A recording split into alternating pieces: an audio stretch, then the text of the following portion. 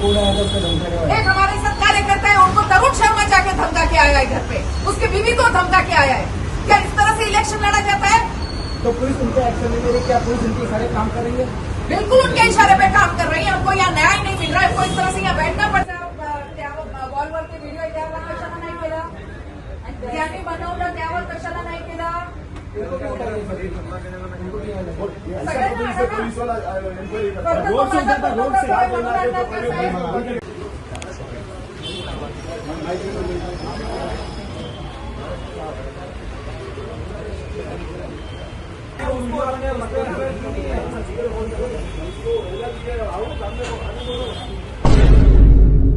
शहर में चुनावी माहौल है। विधानसभा के चुनाव की बिगुल कब से बज चुका है। उम्मीदवार चुनावी प्रचार में लग गए हैं, लेकिन वहीं पर उम्मीदवारों में एक दूसरे के खिलाफ रस्साकसी शुरू है। और शहर में 2 दिन पहले ही एक बहुत ही बड़ी घटना को अंजाम दिया गया था। नया नगर में एक व्यक्ति की गला रेत कर हत्या कर दी थी। अभी 2 दिन बीते भी नहीं कि आज खबर आती है कि विधायिका गीता जैन का जो फोटोग्राफर है उसको किसी ने किडनैप कर लिया है। और ये खबर आग की तरह फैल गई। पत्रकारों का नवगढ़ पुलिस स्टेशन में तांता लग गया। आइए जानते हैं विधायिका गीता जैन से क्या है पूरा मामला। करीब 10 बजे मेरा एक प्रोग्राम था। मैं जहाँ जाती हूँ हर्ष मेरे साथ होता है एज अ फोटोग्राफर। तो मुझे 15-20 मिनट लेट हो गया उतरने में, तो मैंने फोन किया हर्ष को, तो उसका फोन बंद दिखा। तब तक मेरे पास एक सीसीटीवी फुटेज आया। हम ढूंढ रहे हैं हर्ष कहाँ है। मेरे को लगा कि रात को लेट सोया है, सो गया होगा, नींद आ गई है। आधे घंटे इधर उधर देखने के बाद जब सीसीटीवी फुटेज में हमें ये मालूम पड़ा, क्योंकि बाहर किसी ने बोला कि ऐसे वो हर्ष को गाड़ी में बिठा के लेके गए। मैंने सीसीटीवी फुटेज चेक किया, 4 लोग प्राइवेट वैन, कोई सिविल ड्रेस में आके उसको इस तरह से गले में हाथ डाल के लेके गए, कंधे पे हाथ डाल के। तो मैंने डीसीपी सर को फोन किया, सर मेरा फोटोग्राफर को किडनैप करके कोई लेके गया है। क्योंकि आपको भी मैं फुटेज भेजूंगी, ऐसा ही लगेगा कि किसी ने किडनैप किया है। 15 मिनट बाद डीसीपी ने वापस मुझे कॉल बैक किया कि वो तो हमारे पुलिस थे जो इस तरह से लेके गए हैं। मैंने कहा किस लिए वो लेके गए? बोले 66 उन पे लगाया है। ठीक है, मैंने कहा नोटिस भेज देते। तो नोटिस भी बिल्कुल भेजा नहीं गया था।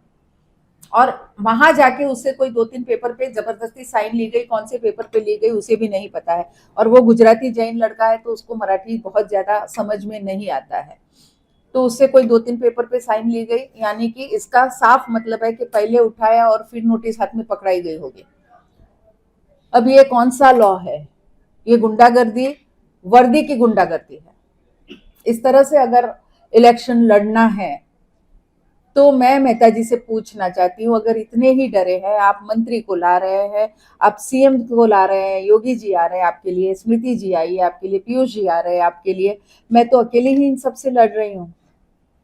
अगर आपको इतना ही डर लगता है तो पुलिस को बोलिए कि गीता जी को ही अंदर डाल दे। और मैंने बोला भी पुलिस को, मैंने कहा प्लीज मेरे कार्यकर्ताओं को हैरान मत कीजिए, मुझे अच्छा नहीं लगता मेरी वजह से मेरा कार्यकर्ता हैरान हो, पुलिस स्टेशन में हैरान हो। आप मुझे ले लीजिए, मुझे बिठा दीजिए, 10 दिन में बैठने को तैयार हूं।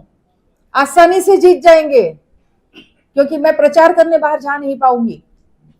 कोई अगर उस पे गलत सेक्शन लग सकता है तो गीता जैन पे भी लग सकता है ना। ढूंढिए, लगाइए। अब सभी पत्रकारों को इतना तो समझ आता होगा कि अगर बिना नोटिस किसी को उठाना है और इस तरह से अनलॉफुल काम करना है तो वो दबाव के तहत ही होता है।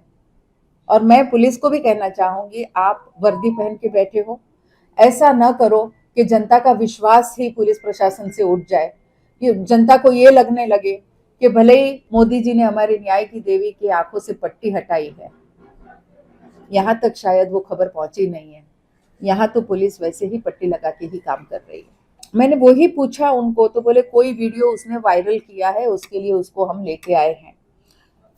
आप सबको एक बात मैं पूछना चाहती हूँ, वीडियो वायरल इसमें मैंने भी 10, 12, 15 वीडियो मेरे पास आए हैं। हालांकि मुझे समय नहीं है तो मैं और किसी को भेज नहीं पाती, लेकिन एक दूसरे को वीडियो या ऐसा कोई भी कंटेंट जो ऑलरेडी हमारे सोशल मीडिया पे है भेजना गुनाह है क्या? यानी गुनाह क्रिएट करवाओ।